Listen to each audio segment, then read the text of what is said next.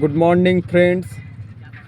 আজকে প্রজাতন্ত্র দিবস 26শে জানুয়ারি।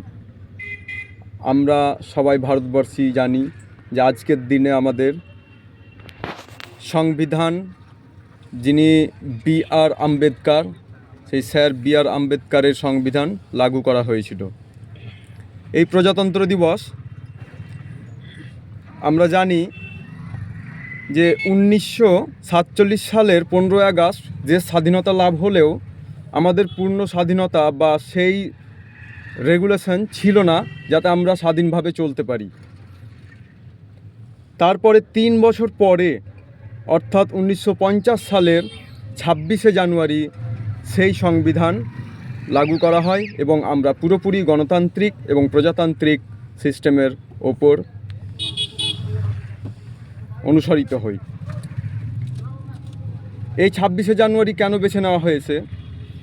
1930 সালের লাহোর অধিবেশনে আমাদের কংগ্রেস কমিটির জওহরলাল নেহেরু উনি দাবি করেছিলেন যে আমাদের পূর্ণ স্বাধীনতা দিতে হবে, অর্থাৎ পূর্ণ স্বরাজ দিতে হবে। সেই দিনকে আমাদের ইন্ডিয়ান তিরঙ্গা উত্তোলন করা হয়েছিল, যার জন্যে প্রতি বছর ওনারা 26শে জানুয়ারিকে বেছে নিয়েছিলেন তাদের স্বাধীনতা দিবস হিসাবে।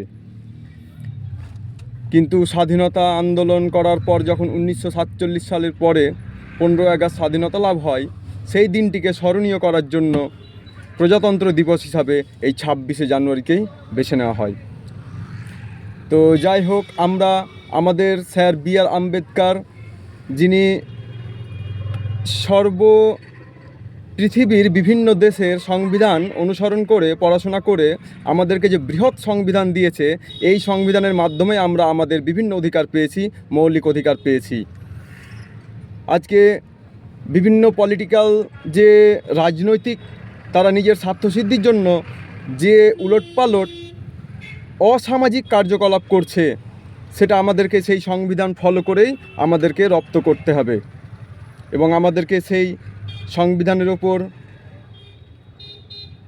আস্থা, ভরসা এবং সেই সংবিধানকে ফলো করেই আমাদের ভারতবর্ষকে ডেভেলপ করতে হবে। আজকে সংবিধানের ওপর যেভাবে